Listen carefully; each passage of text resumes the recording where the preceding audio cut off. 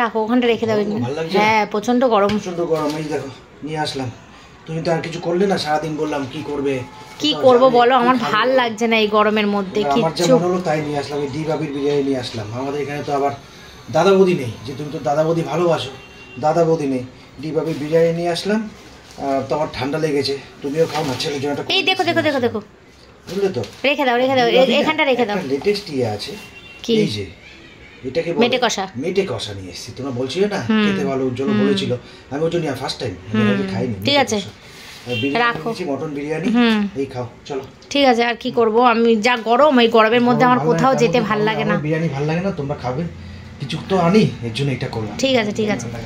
তো বন্ধুরা আজকে কিন্তু আমাদের অ্যানিভার্সারি ছিল, তো কিছুই করলাম না, কিন্তু এই গরমে না কোনো বাড়ি সেরকমভাবে কিছু করা হয়ে ওঠে না, প্রচন্ড গরম লাগে। আর যখন ইয়াং ছিলাম, কম বয়সী ছিলাম, তখন অনেক কিছু করেছি, ঘুরেছি বেরিয়েছি, এদিক ওদিক পুজো দিয়েছি, এই করেছি সেই করেছি, অনেক কিছু করেছি, কিন্তু এখন আর এসব ভাল লাগে না জানো তো। তাই জন্য ও বলেছিল সকালবেলা এটা ওটা করার কথা, এটা এখানে চলো ওখানে চলো, এটা করো সেটা করো, কিন্তু আমি কিছু করতে চাইলাম না, আমার ভালো লাগছিল না। একবার ভেবেছিলাম অনুষ্ঠান করব, খাওয়া দাওয়া করবো সবাই মিলে, কিন্তু এই গরমের জন্য আমার একদম মানে পুরো টোটালি বাদ দিয়ে দিলাম।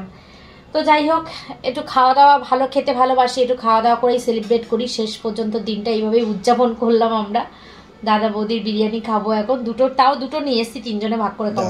বিরিয়ানি তো নেই, সরি সরি, আমাদের এখানে কিন্তু কাউন্টার হচ্ছে দাদা, সরি দাদা বৌদি না, সরি সরি ডিবাপি। তো কিছুটা কাছাকাছি, দাদা বৌদি ডিবাপি কিছুটা কাছাকাছি। তো এটা খেয়েই দিনটাকে শেষ করব। আর কি করব, জিমে গেছিলাম সকাল থেকে, যা যা কাজ ছিল সব করেছি। মানে অ্যাকচুয়াল হচ্ছে আমাদের বিয়েটা এমন সময় হয়েছে, এত গরমের মধ্যে বন্ধুরা হয়েছে, প্রত্যেক বাড়ি এরকম গরম থাকে। এই আমাদের বিয়ে আর হচ্ছে আমার ছেলের জন্মদিন, সেম, মানে প্রচন্ড গরম, কিচ্ছু করতে সাহস পাই না। বিয়ে হচ্ছে এপ্রিল মাসে, মানে খুব গরম থাকে, দুটো অনুষ্ঠানই খুব গরমে পড়ে, সেরকম ভাবে আমি করতে পারি না। ছেলের জন্মদিন ছোটবেলায় প্রতি বছর করতাম, যতই কষ্ট হোক না কেন প্রতি বছর করতাম, কিন্তু অ্যানিভার্সারিটা ইচ্ছা করে না। যাই হোক চলো। তো এই যে বিরিয়ানি দিয়েছে, সাথে তো স্যালাড দিয়েইছে। এই যে এটা হচ্ছে মেটে কষা, আর এই যে দুটো ডিবাপি, দুটো বিরিয়ানির প্যাকেট নিয়েছি। কারণ কি বলতো, বেশি খেলে না হজম হয় না, রাত্রি হয়ে যায়, গরমে এসব ভালো লাগে না, একদম ভালো লাগে না। এবার দিনটা একেবারে শুধু চলে গেলে কি কেমন একটা লাগে, যে শুকা যাবে। হ্যাঁ পুরোপুরি চলে গেল, কিছুই করলাম না। সেই জন্য একটুখানি খাবার নিয়ে আসলাম। প্রথমে ভেবেছিলাম বলবো যে মাটন নিয়ে আসো, মাটনের ঝোল আর ভাত করি, কিন্তু জিম থেকে এসে আমার সম্ভব না রান্না করা রাখতে পারলে। তার মধ্যে আমাদের উপরে প্রচন্ড গরম, উপরে ঘরে প্রচন্ড ব্যাপক গরম, মানে একটুও দাঁড়ানো যাচ্ছে না উপরের ঘরে, এত গরম লাগছে।